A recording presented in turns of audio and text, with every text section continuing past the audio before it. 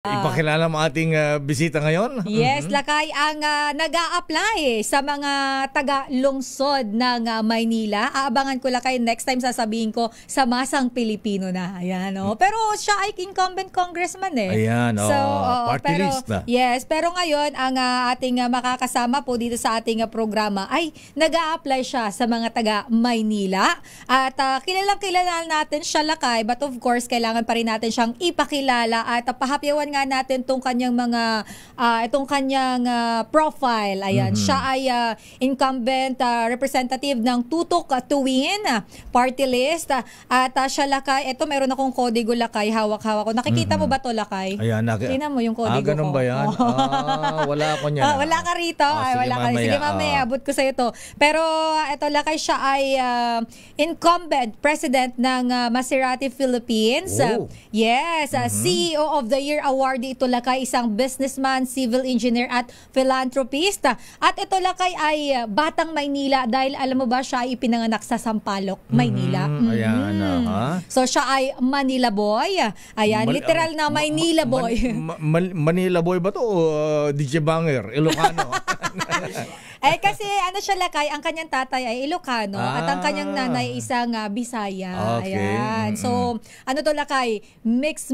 Ayan. At siya ay may award din, Lakay, na Most Inspiring Entrepreneur. 2021 niya yan natanggap. Siya ay CEO ng Lux White Corporation, Executive Director ng Ferrari Dealership Philippines, founder ng Front Row Cares Foundation at founder ng Batang Sampaloc Scholarship Foundation, Lakay. And of course, siya, Lakay, ay co-host ng Will to Win sa TV5. Co-host ni Kuya Will. Ayan, si Senatoriable bigyan ng jacket yan. Si Kuya Will. Willie Revillame. Yes, actually ito, Lakay, marami siyang mga naging award. Yung nabanggit ko nga, philanthropist siya. Nagkaroon siya ng award ng Philanthropist of the Year noong 2020 and 2021.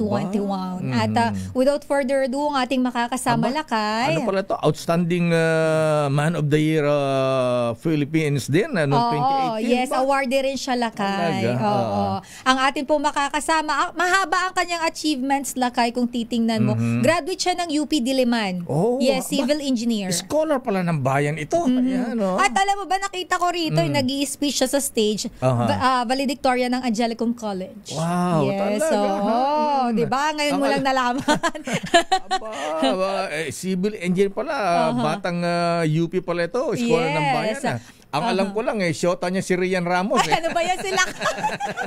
Ayan, at without further ado, nabanggit mo na yan. Of course, may idea ng ating mga kababayan kung sino ang ating makakasama. Walang iba po kundi si Congressman Samuel Salonga Versosa Jr. o kaya naman mas kilala kay sa tawag na Sam SV Versosa. Ayan. Congressman Sam Versosa, sir. Magandang umaga na imbagang bigat, po. Magandang umaga po sa lahat ng nakikinig. Magandang umaga, Lakay, Sister El. Good morning maraming salamat po sa imbitasyon. Ayan. Bakit ganyan ang boses?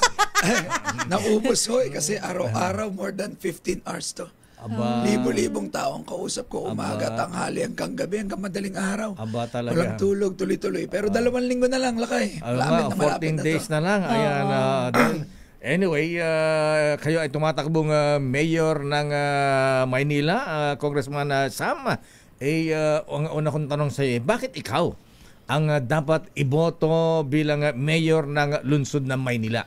Kasi kailangan na po talaga ng desperadong pagbabago sa Maynila. Pinag-iwanan na ho yung Maynila, baon sa utang, nabenta yung ari-arian, sobrang hirap ng kalagayan ng mga kababayan natin. Manila is the capital of the Philippines, pero Manila is the poorest city in Metro Manila po. Wow. Sobrang nandyan ho, poorest of the poor. Nasa port area, nasa Isla Puting Bato, Parola, Tondo, kawawang-kawawa ho yung mga kalagayan ng mga kababayan natin. Sa may Smoky Mountain, sa Helping Complex, napakadaming may sakit, napakadaming hindi makapag-aral, walang trabaho, kaya talagang patuloy po ang pagdami ng kahirapan sa Maynila. Sabi nga nila, kalagayan ng Maynila parang sakit. Habang tumatagal, lalong lumalala. So hanggang walang magbabago sa mga namumuno, wala na akong magbabago sa Maynila. Ang umaasenso lang ho sa Maynila yung mga nagiging mayor dyan. Ganun ba? Kaya pala sumasakit na ulo mo, may bandana ka na. Itong bandana na to, nagsisimbolize to ng revolusyon ng pagbabago po. Ayan. Tsaka nakikita ko si SB Lakay. Lagi siyang madalas may ganyan kapag may mga... Akala ko sumasakit ang ulo sa problema sa Maynila. Isa na yun. Mamaya may dahon na yan dito.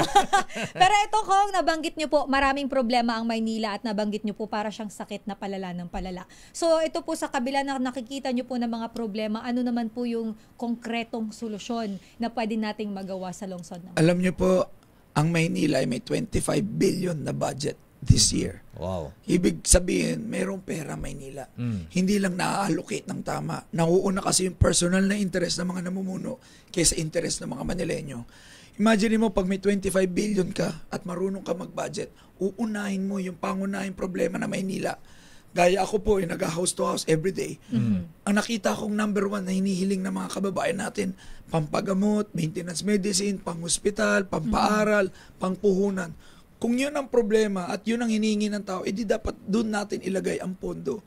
Ang nangyayari baliktad, nilalagay po yan sa mga proyekto na pinagkakakitaan. Kaya nga sabi ko, kailangan may magbago na sa namumuno pero walang kayang lumaban. Sila ho, 25 years na ho itong mga namumunong to. Halos kalahati ng buhay ng mga kababayan natin, sila na ho yung namuno. Sabi ko, Nay, Tay, kung sila ulit, wala na mangyayari. Itong eleksyon na to, ito yung pagkakataon magkaroon ng tunay na pagbabago. Kasi yung mga kandidatong iba, kabuhayan na nila to. Manalo o matalo yan. After 3 years, tatakbo naman ulit yan eh. Sabi ko, Nay, Tay, sumubok tayo ng bago kasi hindi nyo malalaman yung pagkakataon pag hindi nyo susubukan yung bago. At hindi naman ako basta bago. Nakita nyo naman, Sister Elaine, yung mga achievements ko. Na-achieve ko yan galing sa wala. Ibig sabihin, may plano sa akin na maganda yung Diyos. Binigyan niya ako ng sobrang biyaya. Minsan nga tinatanong ko, Lord, ba't mo ko binigyan ng talino? Ba't mo ko binigyan ng maraming negosyo? Ba't mo ko binigyan ng resources? At higit sa lahat ng puso para tumulong. Yun pala dito niya ako dinala. Hindi ko pangarap maging mayor, Lakay. Nananahimik po yung buhay ko pero hindi ko balak sagutin ang problema ng Maynila. Pero nabiyayaan ako ng sobra-sobra experience sa business for 20 years. Sabi mo nga yung talagang pinanggalingan ko nga edukasyon sobra-sobra. Plus yun nga, meron akong resources para ibigay at willing akong ibigay lahat. Sana po bigyan ako ng pagkakataon ng mga kababayan ko kasi minsan ko lang ito iaalay sa kanila. Hindi ko to kayang ulitin pa muli, Lakay. Halos buong sarili ko, inalay ko, kapalaran ko, boses ko, pagod puyat ko. Sabi ko, huwag niyong sayangin itong pagkakataon na to kasi minsan lang to, hindi ko na po ito mauulit, Lakay. Sabi ko, gagawin ko to para sa inyo. Hiniling nyo yung tulong ko, hiniling ng mga matatanda. So sabi ko, sige, ibibigay ko po lahat. Ibibigay ko, ilalaban ako hanggang dulo. Pag ako'y pinagbigyan nyo, sabi ko, hindi ko kayo bibigoyin. Yung pera na Manileño, idediretso ko sa inyo. Yung allowance ng senior, gagawin ko 2,000 buwan-buwan automatic sa inyo.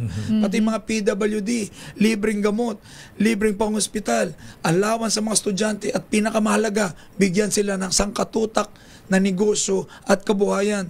Yan yung ginamit ko para umasenso. Yun din ang ibibigay ko sa kanila. Mga bagay na hindi pwedeng kunin ng kahit sino man. Bigyan kita ng edukasyon, bigyan kita ng kalusugan, at bigyan kita ng means para kumita gaya ng kabuhayan. Pwede ka nang lumaban sa buhay at di ka na umasa sa gobyerno. Yun ang ginamit ko para maangat yung sarili ko sa hirap. Yun din po ang gagawin ko sa mga kababayan ko sa Maynila. Isa-isahin natin, Congressman, sabi mo kanina, ating mga kababayan, ayan na walang pampagamot, walang maintenance medicine, hirap. Pero meron tayong mga government hospital sa Maynila. Andyan ang ospital ng Maynila. Merong ospital doon sa Tondo. Ayan, sa Santa Ana. Ayan, andyan yung PGH. Ayan, although PGH sa UP yan. Ayan, UP nga pala. So, ano nangyari sa mga government hospitals sa Maynila? Walang laman na pasilidad, walang kulang na kulang doktor. Natatanggihan mo yung mga Manileño, lalo na yung mga matatanda. Mabibilahin ka doon more than 20 hours, tapos hindi ka rin pala tatanggapin. Yan ang experience ng mga Manileño. Kaya nga ako tumatakbo para hindi na mangyari itong mga to. Ang lagi ko sinasabi, dapat walang Manileñong natatanggihan sa mga ospital. Walang laman na gamot ang mga health center namin, Lakay.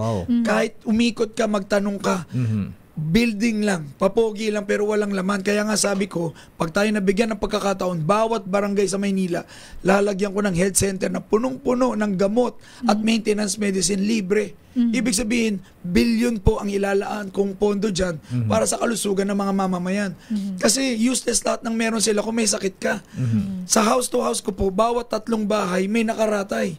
May sakit, may humingi ng gamot. Kung yun ang problema, yun po ang susolusyonan. Hindi lang yan.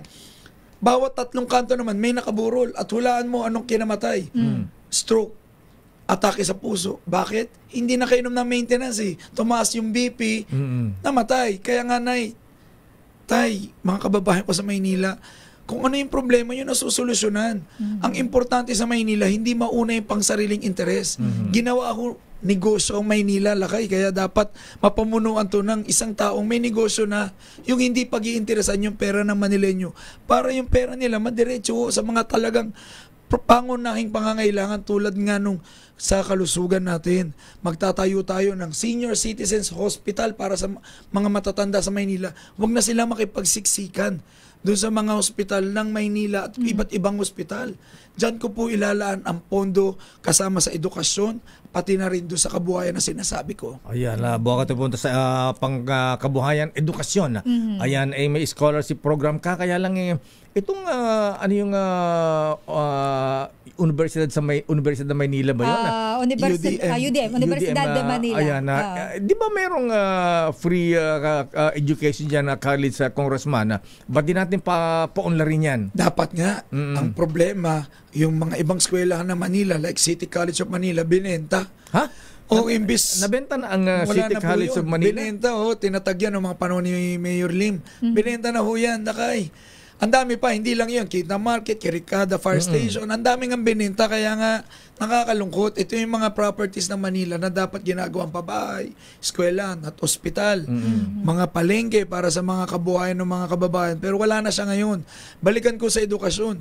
Konting-konti lang po ang napapag-aral. Kailangan mas paramihin pa. Kasi naniniwala ako, edukasyon ang magbibigay siya ng oportunidad sa buhay. Gaya ko po nakapagtapos ako sa UP Diliman, kaya nabigyan ako ng mga oportunidad sa buhay ko. Nakapagnegosyo ko, napaunlad ko sarili ko. Yun din ang gusto kong gawin sa mga kababayan ko. Meron po ako yung Batang Sampaloc Scholarship Foundation. Sarili ko pa lang po yan. Ang dami ko na pong natulungan, ang dami ko na napag-aral. Minsan kahit naglalakad ako last time nga sa Ugbo, nakasalubong ko yung mga napag-aral ko. Tuwan-tuwa sila, kaya kaka-graduate lang nila. So sabi ko, ang laki na ng impact, pero sabi ko kulang pa rin kasi ang dami pa rin lumalapit. At kung may aalat lang natin ang tama yung pondo ng Maynila sa mga kabataan, talaga mas maparami tayong mapapaaral. Kasi libre ho ang edukasyon, lalo na sa elementary at high school. Pero kausap ko yung mga teachers, maraming humihinto sa pag-aaral dahil walang baon, walang pangkain, walang pamasahe. So, kailangan bigyan din ng allowance itong mga elementary at high school na to. Kasi bago ka makarating ng college, dadaan ka rito. So, bukod doon, allowance, libreng uniforme, libreng school supply, libreng sapatos. Kung nagagawa yan sa ibang syudad, Makati, Taguig, ba't hindi sa Maynila? Pinag-iwanan na ho tayo, kahit Quezon City, San Juan, libre sapatos, sa Maynila, kawawang-kawawa. Talaga. Iniwanan na ho tayo, lakay. Kung kaya nilang gawin, dapat kayang gawin na Maynila. Anong problema sa Maynila? Sa tingin ko, sa mga namumuno yan. Kung may budget ka naman, ilaan mo sa tama. Panahon ng pandemya, lakay, daming sakit ha. Kung ikaw ang mayor, ilalaan mo dapat yan sa mga may sakit, sa mga may maintenance, sa may COVID. Alam mo, lakay, gumastos ng 1.7 billion sa Manila Zoo. Wala ngang lumalabas nun Ilalagay mo sa Manila Zoo. Parang pinaparangay mo si Yorme Isko dito. Yun po yung mga desisyon na nakakagulo ng utak. Imbis ilagay mo sa tao, sa mga nangangailangan. Kung ikaw ang mayor, ilalagay mo ba doon sa Manila Zoo? Manila Zoo na panahon ng pandemya, wala naman lumalabas. Tapos may sakit. Ikaw mamili, lakay. Kahit sinong may puso at tao, sabihin, itong pera, saan mo ilalagay ngayong pandemya? Sa Manila Zoo, sa mga may sakit. Automatic dapat doon, pero walang kita doon. Nasa ng kita? Nasa mga proyekto. Kaya, sinasabi ko sa mga kababayan ko, napakadaling magpagawa ng kung ano-ano. Kahit sino kaya paggawa ng court, multipurpose building. Ang pinakamahirap gawin, hindi mangurakot. At sabi ko sa mga Manileño, isa lang ang kaya kong sabihin na hindi kayang sabihin ng ibang namumuno na hindi ko pag-iinteresan ang pera ng Manileño. May sarili akong negosyo, manalo o hindi man ako palarin, yung buhay ko ganun pa rin. Kaya maaawa ako sa mga Manileño kung hindi man ako palarin, ganun pa rin yung buhay. Lakay, kailangan na natin ng pagbabago sa Maynila. Saan napunta yung pinagbentahan ng Divisoria, ayan, pati Quinta Market? Na Lahat, marami pong binenta, Harrison Plaza, Quiricada Plaza. Fire Station, City College of Manila. Wow. Sangkatutak na properties na sabi nga nila, kasamahan na nila yung nagsabi, si former Congressman Bagat Singh ang nagsabi, Ano sabi? 65 billion ho yan. Wow. Imagine mo, nangutang ka na, nagbenta ka pa. Dapat, sir, pag nangutang ka, di ba, hindi ka na magbebenta? Hindi. Talagang nilimas mo yung Maynila. Pagkatapos nilimas, tumakbong presidente, iniwan. Kung ako ang mayor at nagkaroon ako ng 65 billion, at dun 17.8 na inutang, sir, sangkatutak na pabahay, sangkatutak na gamot, sangkatutak na napag-aral, at libo-libong kabuhayan na nabigay ko. Yun ang kaibahan natin. Saan daw napunta yung pinagbentahan ng... Secret. Hindi nila sinasabi. Wow. Lakay, sana interviewin nyo para naman lumabas yung katotohanan. Hanggang ngayon, iniiwasan yan. Dinadaan tayo sa drama. Ang mga speeches ngayon, ganito. Sasabihin ng mga nagbenta na kasi puro matatanda. Puro mga nanay, lolo, lola. Dadaanin to appeal to emotions. Ganon ang mga style pag hindi mo ma-explain base sa datos. Sasabihin mo, kung kayo yung mga magulang at wala kayong maipakain sa inyong mga anak, anong gagawin ninyo? Di ba mangungutang at magbebenta kayo? Yung mga lola naman, ay oo nga, ay oo nga. So, sabi ko, tayo, pag ganito ang mangyayari sa atin, hindi ko na ho alam anong mangyayari sa Maynila. So, hindi may paliwanag kung saan napunta yung pinagbentahan ng... Sabi nga nila, less talk, less mistake. Hanggang ngayon, ayaw magsalita, ayaw ipaliwanag. Sana nga, interviewin nyo rito. Pero baka tanggihan kayo, kaya nga ako, niyayaya ko ng debate. Oo nga daw, hinahaw mo daw siya ng debate sa Plaza Miranda. Kahit saan, o sa kahit Quinta Market, kailan, o sa Divisoria. kahit anong oras, napaka-importante yan. Kailangan malaman ng mga kababayan natin sino yung may tunay na malasakit. Hindi to pagalingan magsalita. Debate to para makita nila at maramdaman nila. Kasi ang pagdadrama, ang acting, ang tulis at tamis ng dila, kayang mabasa ng normal na tao. Importanteng makita to, dalawa kami o tatlo man kami, makita yung tunay na layunin sa Maynila. Makita yung sinserong malasakit. Ako wala naman akong plano maging mayor. Sa kanila na yan. Pero sana gawin nila yung para sa Maynila. Yung problema, wala eh. Sabi ko nga, kung hindi ako yung lalaban, sino? Kung hindi ngayon lakay magkakaroon ng pagbabago, kailan pa? 25 years na yan namumuno. Parang slogan ng UP yan. Kasi kikilos. Sinong kikilos? Sinong kikilos? Hindi ngayon, kailan pa? Pinag-aral ho ako sa Universidad ng Pilipinas. Pera ho ng taong bayan yan. It's my duty and responsibility na ibalik sa bansa ko o kaya sa komunidad ko kung ano binigay sa akin. Diyan ako lumaki sa Maynila eh. Sila lang ba sa libo-libo at milyong-milyong tao na naninirahan sa Maynila? Sila lang ba may kakayanan? 25 years na ho yan namumuno, hindi na na-compute ng mga kababayan. Bigyan mo pa ng 3 taon yan o 9 na taon, 30 plus years. Kalahati ng buhay nyo, binigay nyo na ho dyan. Sa kanila, inalay nyo na sa kanila para saan?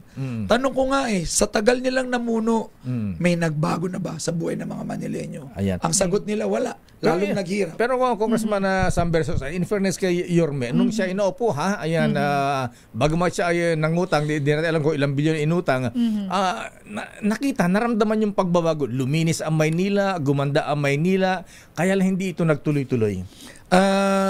Ang nangyari ho kasi nung nilinis ho yung Divisoria, nilinis din pati yung mga vendors. Kaya ang daming vendors na kumakampi sa akin kasi yung mga negosyo nila for 30 years, 20 years, minanapan nila sa mga magulang nila, inilimas, tinanggal. Kaya nga ang daming abusado dyan. Pati yung mga paninda nila pinagkukuha, nag-iiyakan, galit na galit. Imagine mo, pwede mo naman sila i-clear pero wag mo naman kunin pati paninda. Sindikato na ho nagpapatakbo sa Divisoria. At ito matindi. Akala mo nilinis, yung pala binenta. Ayun pala, alis muna kayo dyan, lilinisin. Tapos yung pala ibebenta, walang kaalam-alam ang taong bayan. Alam mo, Parang Maraming style eh. Alam Para mo, nagpaalis ng squatter sa isang property tapos bebenta. ibebenta. Ganun lang naman eh. Alam mo, how do you hide yung mga talagang hidden agenda mo? By doing things na mabubulag. Parang magic yan eh. Hindi mo makikita yung trick. Papakita sa iyo yung mga illusion na tinatawag natin. Papatayuan ka ng 12-story building. Sasabihin, uy, naka-aircon 12-story. Yung mga ibang masa pabahay. naman. Uy, hindi pa ba? Yung mga building lang. Kuwari eskwelahan, 12 building. Lalagyan ng aircon, lalagyan ng elevator. O, nakakita na kayo ng ganyan. May elibs naman yung mga kababayan namin sa Maynila. Hindi nila alam, uy, billion ang ginastos dyan. Magkano lang dapat yan? I'm a civil engineer. Yes. Ako po, sabi ko sa mga taga Maynila, pag ako nabigyan ng pagkakataon, kailangan malaman ng mga taong bayan, magkano yan. Kasi billion yan, yung palang halaga lang yan, 100 million, 200 million. Yes. Wow. Kung ako po mabibigyan ng pagkakataon, magkakaroon tayo ng parang local information bill sa Maynila, ipapaskill ko saan napunta yung 25 billion. Tama. 25 billion, napunta yung 1 billion sa kalusugan, mga gamot. Napunta yung 100 million sa pagpapatayo ng hospital. Etong 200 million nalagay sa mga health center.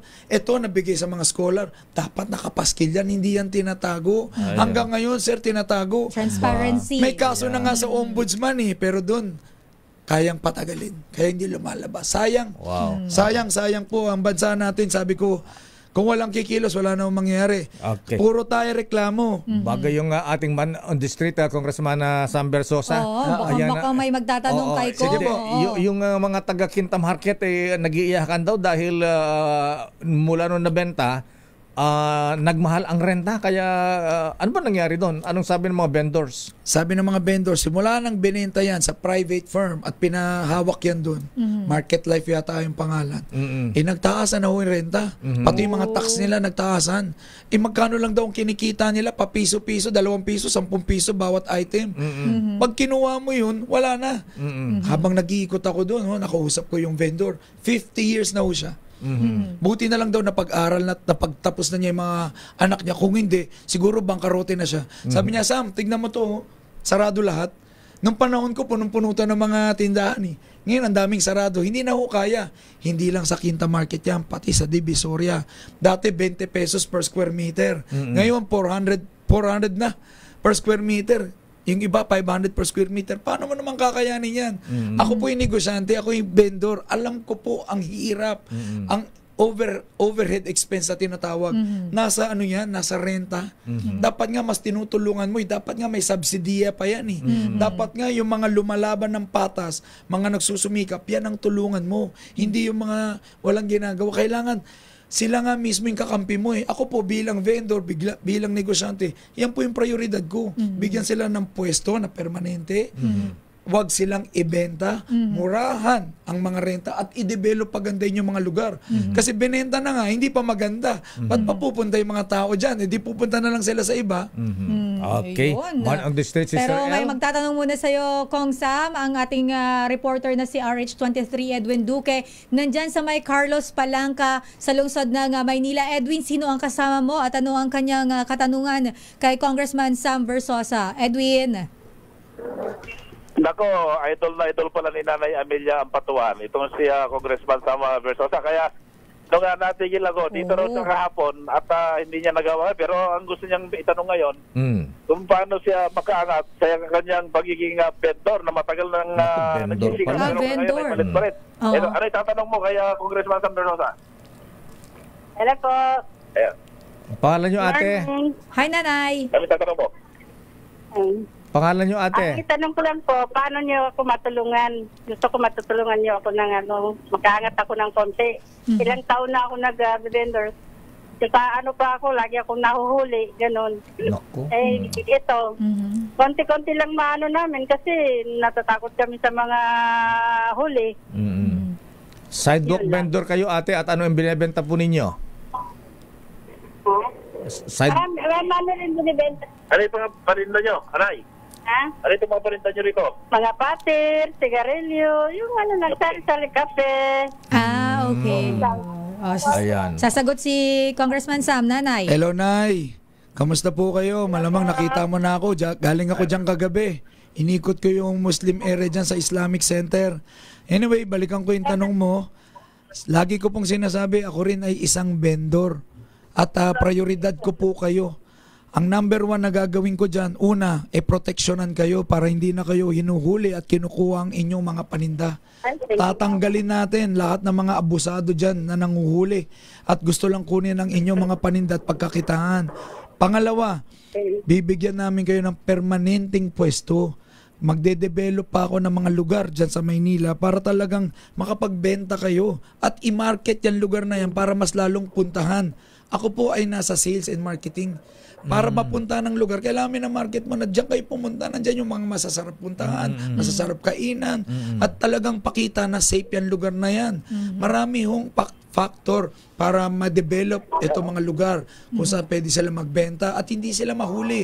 Kasi si nanay, parang ang dating sa kanya, ambulant vendor lang to. Ibig sabihin, maalis, bumabalik, at minsan hinuhuli-huli. Kaya nga ang solusyon dyan ay permanenteng pwesto para hindi ka na kinakabahan, Nay. Hindi hinahabol-habol. Hindi ka na hinahabol-habol at hindi kinukuha yung paninda mo. Kaya asahan niyo po na ako yung kakampi ninyo at ako po protekta sa inyo at ako pa yung tutulong sa inyo. Baka nga magkaroon pa kayo ng pangalawang branch dyan eh. Kasi sa negosyo, hindi, minsan lakay, may maximum na pwedeng kitain ng isang branch. Kaya nagkakaroon ng ibang branches para madoble o matriple ang mga branches ninyo. Imagine mo niya na pag binibigyan kita ng pangalawang branch, asikasuhin ng anak mo, ng apo mo, magkakaroon kayo ng doble at tripling kita. Ito yung sinasabi kong pagtutok sa kabuhayan para may angat nyo yung sarili nyo sa hirap. Kasi ang number 1 problem sa Maynila, kahirapan. At ang solusyon dyan ay edukasyon at yung mga kabuhayan na yan. Kaya dyan natin ibubuhos ang pondo ng Maynila. Bilyong-bilyong pondo ang ilalaan ko dyan. Bibigyan ko pa kayo ng dagdag puhunan. Wow. Kasi maraming humingi sa akin ng dagdag puhunan para mapalago. May ibang tindahan, may binibenta na. Sana makapag-expand pa daw sila pag nabigyan sila ng additional puhunan. At yun ang idadagdag ko. Masisipag ang mga Manileño, lakay. Bigyan mo lang sila ng oportunidad, gagalaw yung mga yan. Katulad ng mga nabigyan ko ng mga kabuhayan, dating tambay, dating walang ginagawa. Akala ko nga tamad eh. Pero bigyan mo sila ng oportunidad ngayon. Bigyan mo sila ng food cart, ng tindahan. Pag kumikita na yan, grabe yung sipag. Mas maaga pang gumising sa'yo. Mas matagal pang matulog. Kasi naano na sila eh. Ginanahan na sila sa buhay. Nagkaroon na ho sila ng pag-asa. At yun ang dadaling ko po sa minamahal nating lungsod ng Maynila. Ayan, Nanay Edwin, Nanay, kunin mo yung address ni Nanay at ipagpapatay ni Congressman Versosa ng grocery. Ginagawa ko na yan. Marami na po tayo nabigyan. Palakpakan yung mga katabi niyang tindahan dito dahil sa narinig siyang mga plato at pangako para sa Maynila ni kung Sam Versosa. Edwin, kunin mo yung address ni Nanay at papupuntahan ni Congressman Versosa bigay yan. natin kay Bigay mo Congressman. sa akin. Kabuhayan. Yung address mo raw, ibibigay mo kay si Congressman, ha?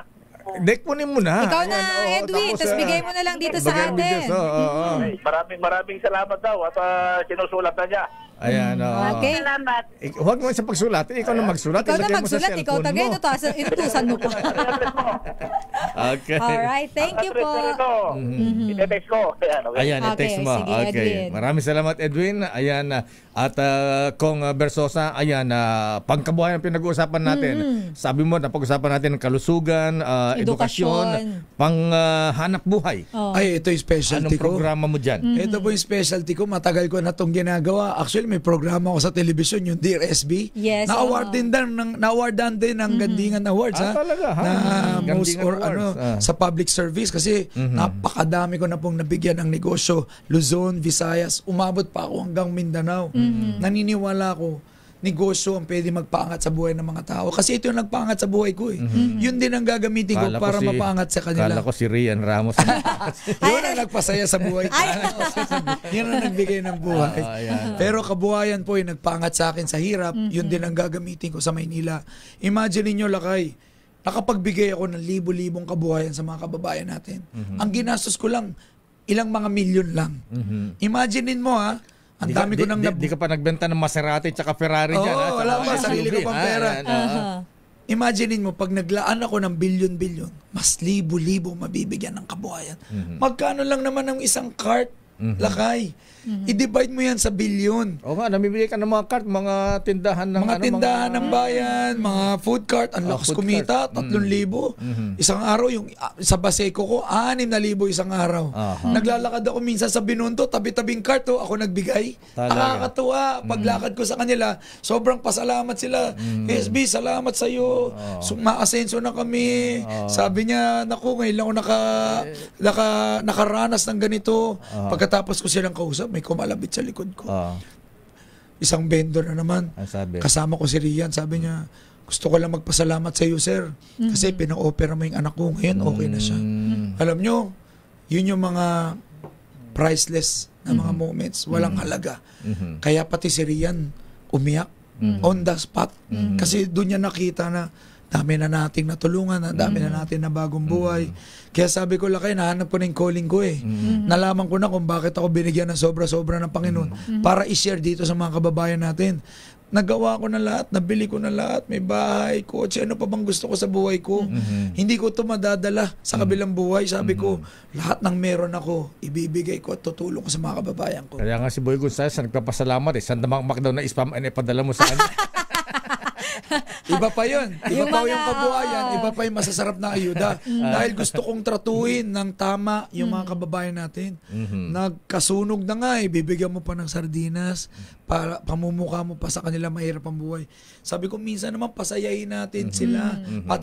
Patikimin natin ang mga bagay na paano magbibigay ng konting ginawa at saya sa kanila. Kaya tuwing nagbibigay ako, dati pa yan, before pandemic, during pandemic, mga iba't ibang mga mamahaling at masasarap na mga pagkain yung binibigay ko. Sabi ko nga, pag nagkataon, naging mayor tayo, tuwing Pasko, Diyos ko, bawat tahanan sa Maynila, napakaganda at napakasarap na mga ayuda nila. Congressman Bersosa, sir, ayan, dahil sobra-sobra ka na sa oras dito.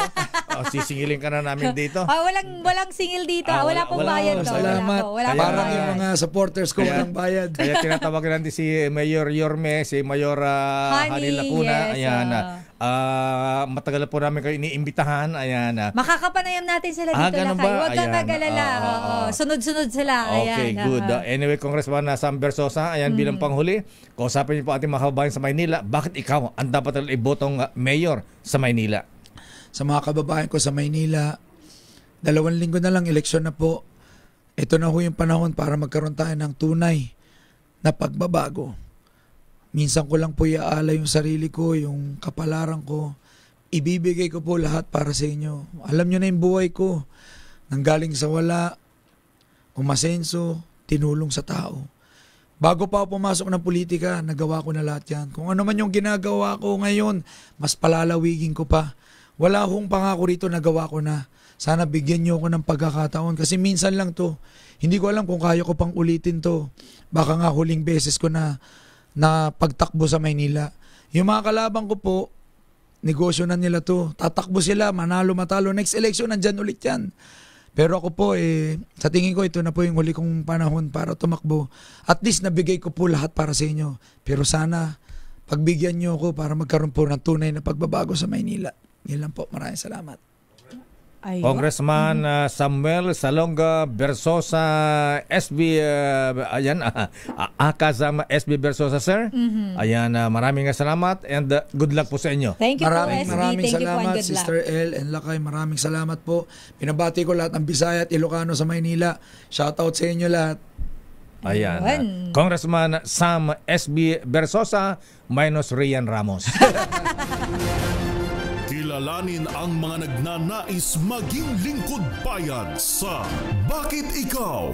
The DZRH Job Interview for 2025 Midterm Elections.